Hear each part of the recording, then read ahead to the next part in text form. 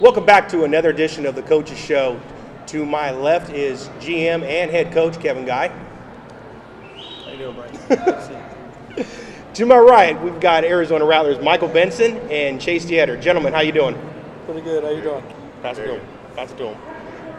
Very good. Gentlemen, Portland, 80 points. You guys put up 80 points against Portland Steel. Was that kind of more like a statement game, or what do you guys attribute that to in week one? It just shows how hard we worked in camp this year. We just put some more emphasis. More emphasis in our offense. We was pretty efficient. We did what we had to do. We didn't turn the ball over, and that was the main thing that we had to do this year for the first game. Yeah, we've been working with the offense. Everyone was clicking, and our defense really pulled things together and got some scores for us. And I really emphasized a lot. Now, we all know in arena football, this league is a quarterback-driven league. Coach, how nice was it to see Michael Benson, a fullback, rush for 3 touchdowns? Well, I thought Mike had a good night. I think, he's got a great vision. He's very athletic with the ball. Our offensive line did a great job of moving the pile a little bit, and receivers blocking downfield. He also had a screen that went for a touchdown, so he had 4 touchdowns the other night. But it's one of Mike's better games since he's been with us. We've been able to get him more active, and as the year went on last year, we learned more and more. The more we coached, we learned how to use them, and he's been doing a great job for us for 2 years now. Michael, talk about your night. I mean, how special was it for you? Again, 3 rushing touchdowns, a reception for a touchdown, 4 on the night. Is kind of one of the biggest nights you've had for the Rattlers so far, right? Yeah, I believe so. It was a pretty good night, especially it was a good way to start the season off for me, exactly. But just like Coach said, the offensive line and the wide receivers did a good job blocking for me. So I'm just here to make plays and do what I can. And when my number's called, I have to make plays. Now, Coach, we talked about Davila and Windsor working together. The fact they take pride in that, they work on that in practice. They connected 4 times. Very first drive, you guys were down 7-0. They connected to go ahead and bring it 7-6.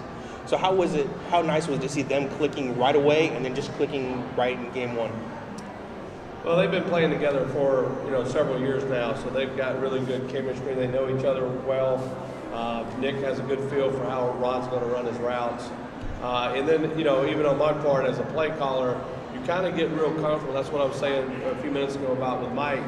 As you coach them more, you get a good feel, good understanding of how to use them and what they're really good at, and try to put them in a position to be successful. And so I really think there's some really good chemistry going there between Nick and Rod, and the game's also about matchups. And last week it was Rod. Next week maybe Dieter, maybe Kerry Reed. It depends on who gets the matchups, and we're looking for certain matchups during the week. That leads me to the next question. Obviously, you've got the rapport between those 2 receivers, Davila and Windsor. You going and putting in your game plan in, there's always going to be somebody that you want to try and exploit, somebody that you feel like you have the upper hand on. So that's what you try and look for when you put the game plan together? Yeah, we call it the fish. So we always circle the guy that we want to go at, but a lot of times there's 3 fishes out there. So we want to go at all of them. So it's just, we look when we break down the film, we're looking at the DBs, what coverages they play, their technique, their fundamentals, and then we try to match up our receivers and with our schemes with theirs, and then what they do well versus what the other team is not doing well. We try to get those kind of matchups. Now, when you guys were down the first quarter, 7-0, like I said, Davila and Windsor connected, bringing 7-6. You got Portland Steel driving again. You had a tip ball by Kerry Reed, and then a pick 6 by Arkeith Brown. And that was kind of the turning point, because once you guys got that lead, you never looked back. So how important was Arkeith and Kerry Reed, both of those guys stepping up, and actually the defense, all in all, coming together? Well, Kerry Reed's one of those throwback players, of Ironman football. He's playing on both sides of the ball. We've also been training Chase here to do both as well. So the jack spot, when you learn it and understand how to play it, it's a very fun position, in arena football. But, we wanted to start fast as a team. That's kind of our philosophy. We want to start fast and put the other team in chase mode. And we were able to do that. And we talked about, at some point, we want to impose our will and try to break the other team. And it may happen in the first quarter, second quarter, third quarter. It might even happen in the fourth quarter. But at some point, we want to make it a physical game, get teams into a track meet, and see if they can keep up.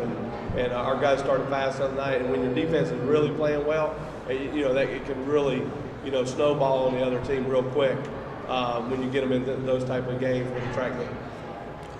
Chase, let's go ahead and piggyback on that. Like Coach was saying, you've actually done some time in practice at the jack position. You're learning that position. How much is that different than what you're used to, and are you embracing that challenge? Yeah, I love it. The whole game I'm always getting beat up on, and everyone's tackling me, so it's nice to lay a lick to someone else and get out there and play a different position that's new. But I love it. It's a challenge. It's something that I'm learning and trying to do my best with. But I still have a lot of room to improve, and I plan to do it. Now, I asked Kerry Reed the same question about, being on defense, and instead of getting hit, you guys actually get to look forward to laying a hit. Yeah. So what do you actually look forward to doing that? Versus receiving versus actually punishing? Well, I guess I like to lay the hit no matter what. If I have the ball or if I don't. I get the ball, I want to run over someone and lay the lick to them. Defense, I get to do the same thing, so I'll be out there. Any little bit of payback on anybody that takes a shot, you get to deliver a shot? No, don't answer that. Don't answer that. Coach, let's get to the defensive line. Everybody has the sexy plays that they like with the Arkeet Brown pick six, the Kerry Reed pick six, but talk about the job that the boys up front did. You got Vasquez that actually returned a fumble for a touchdown, led by Tyree Glasper. You've got Hawthorne, and you have Burrell. Damian Burrell. Okay. Them two had 6 sacks, and they kind of led the pace for the DBs to go and have the field day they had. I thought our D-line played outstanding last week. It really took over the game and imposed their will on the other team. And, that was what I was excited about going into training camp and coming out of training camp was our versatility with our D-line. We have guys that can play multiple positions, and they're good at both or all 3 positions. And, another guy that we left out was Demetrio Tyson. I actually left him off on the stat sheet, but he had 2 sacks as well. Damian Burrell and Lou Vasquez had 2 apiece, and Hawthorne I think had 2 half sacks, and Glasper was physical all night, caving in the pocket, so collapsing the pocket, so we really got a lot of guys that are versatile. And then we also got another guy that we've been waiting to get into the lineup, Chris McAllister, and when he gets his shot, I think he's another one that's very athletic and can play multiple positions. So we really feel really good about our talent up front this year. And, with having a younger secondary, that's only going to help them and make them better. And we've had a philosophy, here at the Rattlers that we always, talk, a little saying that we say, pressure pick, cover sack, it goes hand in hand. And so I really think we got a good unit, a lot to work with. We got to build on what we did the first week, and LA is going to be a big game for us, and we'll see if we can keep it going on the defense side of the ball. Okay, we're going to take a break. Coming back, we're going to go ahead and talk about your upcoming opponent, the LA Kiss. So we'll be back. Welcome back. Before we go on to the LA Kiss, let's go ahead and talk about the way you guys played on defense. Both of you guys are offensive players, so how nice is it to see the defense actually do what they did? You guys can actually almost be spectators or fans of your teammates there. Mike, start us off with that. It's pretty exciting, man. When you see your defense playing like that, it actually opens up the playbook for us as an offensive player. We can end up doing anything we want now with our defense playing like that. And then also it creates momentum for us. We see them playing good. We're gonna feed off of that too. So it's definitely a great show. Like Mike said, it creates momentum for us. Once they get a stop or get an interception, we get out there and we capitalize on it. You get a lot of games too. You'll get the defense where the defense comes together and has a great game. You have game where the offense comes together and has a great game. And it's really nice when the defense comes out there and dominates. Now, with this game being actually all sports in general about momentum, but momentum is even a little bit maybe more important in arena football, the fact that it can change so quickly. So the fact that the offense was only stopped one time, you think that picks up the defense, then of course then the defense can pick up the offense, and then you guys just work together and just flow, and next thing you know, that's how you put up 80 points? Exactly. Yeah, I believe so. Just like Coach said, it's like a snowball effect. Right. Once we're clicking on offense, defense is going to feed off of them, off of us, and just the same vice versa. We're going to feed off of them. If they get a pick six, even though we're not going back on the field, it's still in our veins and in our mind that we're going to come out there and score. So, yeah, it's definitely a big snowball effect. Week 2, you guys travel again. You're off to Anaheim, LA Kiss. Anything different that you're going to go ahead and different approach that you're going to have? Because you do have a few SaberCats that went to LA. LA did do well in changing their roster as well, just like all the teams did. All the teams got more talent. So is there any different preparation that you're going to take from Portland to LA? No, we don't prepare any different. We prepare the same way every week. But we do recognize that LA is a better football team this year. They have upgraded on talent. Coach O has worked here for me for 4 years. I got a lot of respect for him as a coach, and he's going to be a successful coach. He's going to do a good job over there. So, we know that we're going over there for to get into a dogfight with them, and it's going to be a 60-minute game, and it's going to come down to who's prepared the most, who's going to execute the most, and we'll go from there. But it's early in the season. There's a lot of football left to go through the whole season, and we'll just keep working, taking it 1 week at a time. And but we prepare the same way every week, and it's not about what the coaches know; it's what the players can retain and go out and execute on game day. Let's talk about a key acquisition you had with Mike Washington. Is he getting acclimated? Is he getting comfortable now as far as in the offensive scheme? I mean, he did have a few touches in the running game on the special teams against Portland. He did have a wide receiver rush. So you're trying to do a little bit more just to get him acclimated?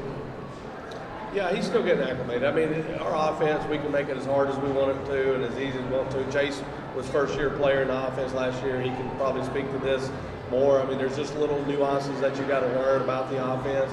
As you're going, the more reps you get, the more you're going to get more comfortable with it. And that's kind of what Mike's dealing with right now. He's changing offenses in the mid-career. And there's different terminology, different ways that we do things. So he's kind of learning the new things, and he's having to adapt that. And we would have loved to got him more involved the other night, but there's still a learning curve. And then the other thing with Mike, he's coming off a season-ending injury last year. He's got to still knock some of the rust off, and and it's just going to be a process. But we see him as a valuable asset to our team, and he's only going to get better week to week. What's nice about that is you got the receiving core of Rod Windsor. You also got Chase Deatter.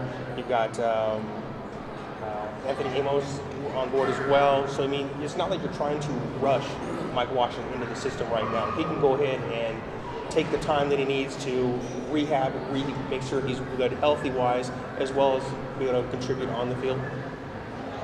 Yeah, I mean, we really feel, as strong as we do about our defensive line, we feel that strong about our receiving core. We got a lot of options, a lot of guys, different guys bring different, different parts of the game, or different, what they bring to the game is different than the other players. So, we're real versatile there. We've had some little small nagging injuries with the group that we're trying to work through, but that's usual, that's typical with a receiver group. They do a lot of running, so you get a lot of soft tissue issues, throughout the year. Mike is still, there's a difference between being rehabbed and cleared, okay? You can be cleared and still not be finished and rehabbing it. And even though Mike has been cleared, he's been rehabbing, he missed some significant time in training camp. But Bo P, we signed him, he's missed some significant time. We're trying to get him back healthy and ready to go. But, we got a lot of trust in all our receivers, and we feel confident whoever we put out there is going to be able to go out there and make the offense go and make plays. And You know, Chase last year, he came in, learned the offense, and you know, and he can tell you that there was different little nuances throughout the season, you know, with the offense that he had to pick up. And you know, this year you can tell he's a lot more comfortable in the offense, being in his second year. And so you know, we got a lot of answers. You know, so we just need to get healthy and get this train rolling. Chase, let's go ahead and piggyback off of what Coach was saying. The fact that it's your second season with the team, you're getting a little bit more comfortable, you're getting to know Nick even better, you're getting more familiar with Nick. How does that play into you and how you prepare for yourself for your upcoming opponent? Well, I mean, during the offseason, I worked with Nick the whole offseason. That was the biggest thing, getting that chemistry down. And these other guys have had multiple years with Nick, and I'm just trying to get out there with Nick and get chemistry down. But yeah, like Coach was saying, there were a lot of new things coming into this team. Working with numbers for routes, getting a left spin off of a ball from Nick was different, and it's definitely feeling much more comfortable this year because of the work during the off season and getting with the guys and learning. Now, this offense is so talented, especially in the receiving corps, just like Coach was saying. I mean, how nice is it to be actually a part of that? You know, you've got Windsor, you've got yourself, you've got Kerry Reed, just those three yourself. Then you bring in Washington, you go and bring in Amos, and then you go ahead and bring in Purify when he's ready, and he's ready to join the team. So the fact you just got so many weapons on offense, and then you throw in Michael Benson here. I mean, Mike's got some hands too. Yeah. I mean, I could play quarterback, right? Yeah. Come on, Mike. I don't know about you playing quarterback, but it's great to have all the weapons on the offense. You know, you do what you want, you can call it whatever you want. Just like Coach said, it's all about matchups when it comes to offense. So when you have that many options to pick from, you have mismatches all over the field. So it's great. Yeah, I mean, like Rod Windsor, I mean, his experience is amazing, and I try to learn as much as I can from him, all the other players, pick up little things. Mike Washington, he's just so fast and quick, and me being 6'5", I have a hard time getting those feet going, so I'm learning some stuff from him, and it's nice to have some veterans out there to learn and build my game up with. Now, you being 6'5", though, that's an awesome target for Nick, though. Yeah. So getting back to the fact that you mentioned that you learn from Rod, you learn from Nick. I mean, so you guys are a close group, and you guys actually feed off one another, and you guys are always there to try and make or push each other to actually get better. Is that correct? Yeah. With this talent, I mean, each day we're pushing each other to do the best that we can, holding each other accountable. And it was just really big this offseason for all of us to get together and be working together, getting that chemistry down. And it's really been a big help this year. Coach, we've got a very important question to ask. A lot of people are asking about Maurice Purify. I know you touched on it just a little bit. He's not ready to be with the team yet. I mean, he's got some stuff that he's on rehab. Is that correct? You want to go and elaborate on that? Well, he's rehabbing. I mean, we don't talk about injuries as a team policy, but he's been working with our athletic trainer, one of our sponsors, Spooners, getting ready to come back. He wasn't going to play this year. He was going to go into coaching, and he wasn't planning on playing, so he wasn't training to play. And the coaching offer kind of fell through for him, and so he decided he wanted to play again. And so now he's got to get himself into shape. And when you go in and you're not in shape, you get it going too fast. You have some soft tissue issues, some pulls, snagging, injuries that bother you. And so it's just a matter of getting him brought up to speed. And once we get him going, and conditioning. So once we get him, in that, getting him in rehab and get him in shape, then we'll see him soon. Now, we'll get you out here on this before we go to break. I know you take pride in the defensive line. What about the offensive line? Last week they did have 2 sacks. Nick was, the whole idea when you go into game plan is trying to keep Nick on his feet. He's more valuable at that. So do you think the line takes pride in actually trying to keep him on his feet? And is that something that you address in practice when you see come back and you go over the game film and say, okay, well, guys, we can't let this happen to our leader? Oh, without a question. I mean, we got to keep him healthy. We lost him for 4 games last year, even though we were able to go 3-1 during that stretch. you miss a guy like Nick who's been running the offense and understands it, and understands the reads and knows where to go with the ball.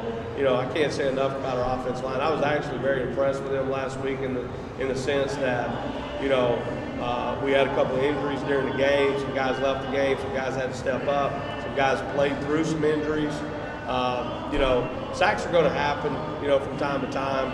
And if you really look, it happened on that first drive of the second half.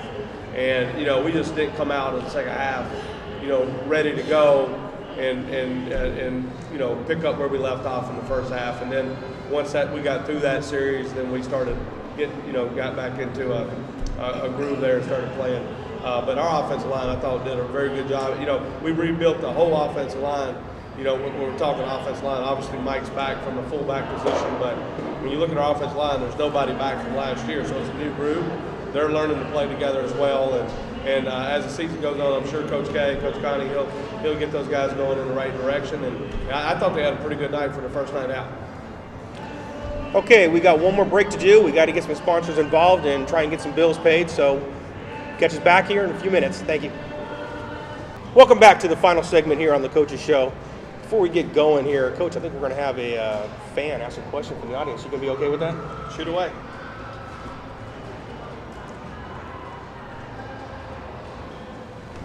Oh, why would you put me, Pete? I know, right?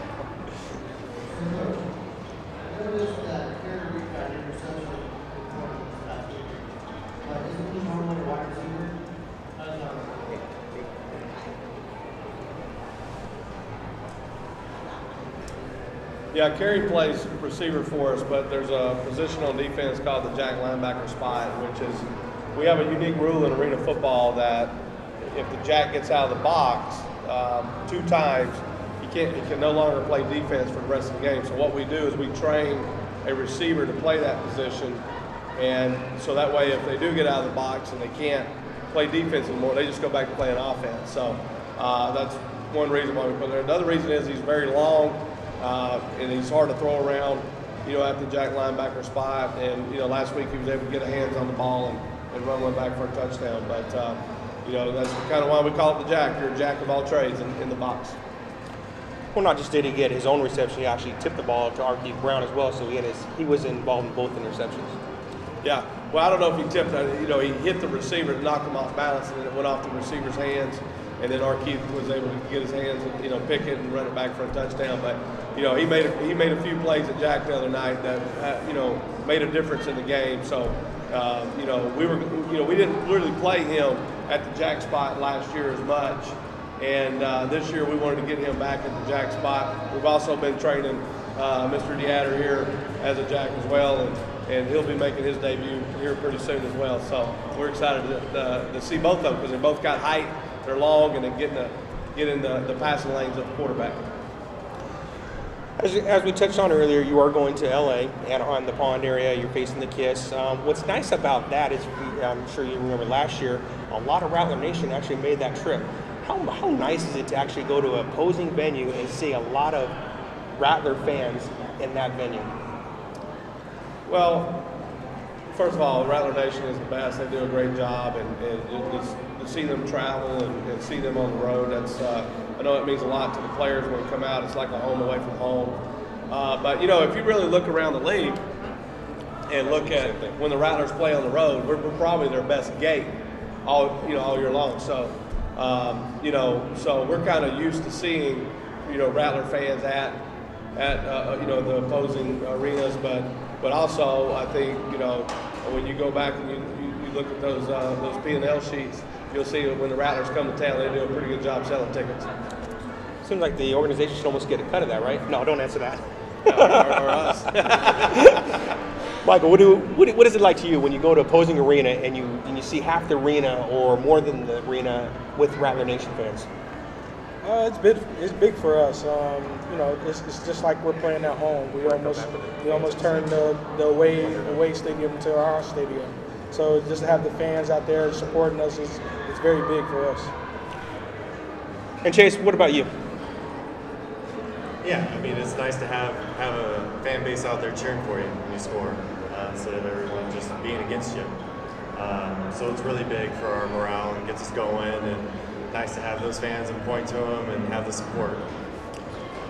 And well, not just that. I mean, you got to travel no matter where you're going. LA is a short trip, but the fact you got to travel, you're gone for 2 days out of the week. So basically everything's getting put on hold back at home, and going to opposing venue to be able to look up and see these great Rattler Nation fans we got. It kind of gets the juices flowing. Would you say? Of course, yeah. It's just like I said earlier. It's just like playing at home. When you have half of the stadium taken up by the Rattler Nation, it's just like you said, when you score a touchdown, you'd rather hear cheering and booing. So, but and it also puts a little pressure on the home team too. So you think you're at home, but you got more away fans there than you do home fans. Now, speaking of Rattler Nation, obviously, we've got, Coach, I think we have to agree with this, and you touched on it. Rattler Nation has the best draw, hands down. I mean, when you go into the Snake Pit and you see 10 to 13,000 fans screaming, cheering the team on, I mean, even as a coach, you get pumped on that, don't you? Well, absolutely.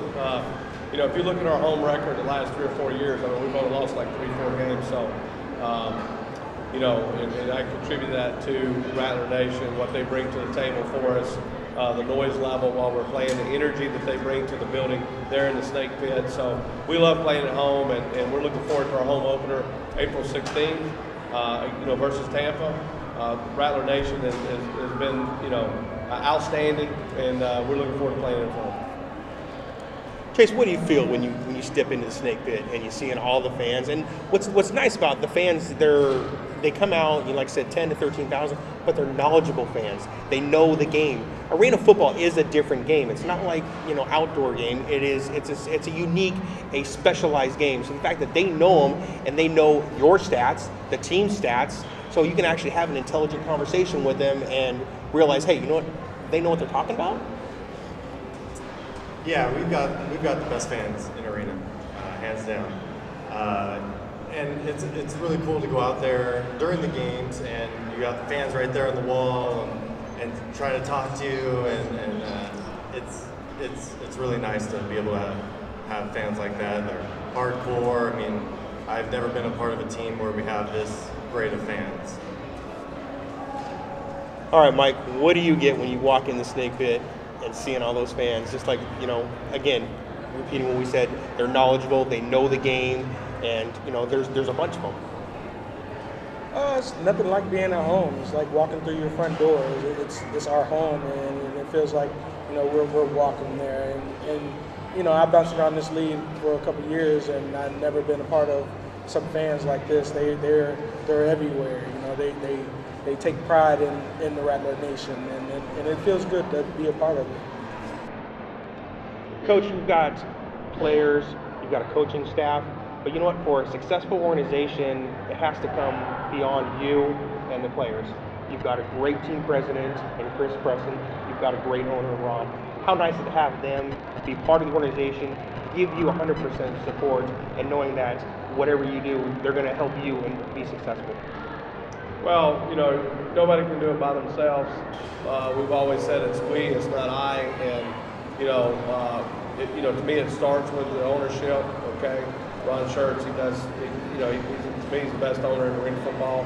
Love working for the guy. Chris and his staff have done an outstanding job, and since Chris and his staff came aboard a couple of years ago, our sales have almost tripled. So, we're real excited in the support that we get, not only from the front office, but football operations, the staff that we have there. We really look at it as we do it as a team, and everybody's got to check their egos at the door, and it's about putting a great product on the field for the fans, and we take that seriously. We want to make sure that they get value for their money, and get a lot of bang for their buck, and we feel like that it's a great family, entertainment. So we're looking forward to getting back at home April 16th and playing in front of the Snake Pit. There you go, guys. That's another great show, and it looks like we got another audience participation. All right, we got one more question. Coach, you want to take one more question from the audience? All right, sounds good. This is a question for Chase and Mike. What is your toughest defense and why? Toughest defense? Toughest defense. Said I believe the question was, what is the toughest defense and why? There is not one. the toughest defense. I'm not sure. I don't know how to answer that because once you're clicking on offense, there's no tough defense out there. I think the only thing that can hold the offense back is the offense. I mean, of course, you're going to have good game planning from the defense, but if you're clicking on offense and you're doing what you have to do on offense, I think you can do whatever you want on offense. Yeah, I mean, we've got a game plan for all the defenses out there. I mean, we whatever they run, we got to answer for it. And no matter what they do, we're going to be able to dominate and do our thing. Well, there you have it. That's great participation from the audience. We had nice to get a couple people out here involved in this. What do you say, Coach? Absolutely. I think it's awesome, and we're looking forward to doing this every week. All right, that's another edition of Coach's Show. We want to go ahead and get all you Rattler Nation fans, make the trip to Anaheim. Go ahead and support this team. You know it's a good team. You like what you see on the field. Show them that by showing up to Anaheim. And, of course, don't forget about April 16th, the home opener. For if you want a chance of winning free tickets, follow us on Twitter at Arizona Rattlers or Inside Rattlers. We'll see you next time.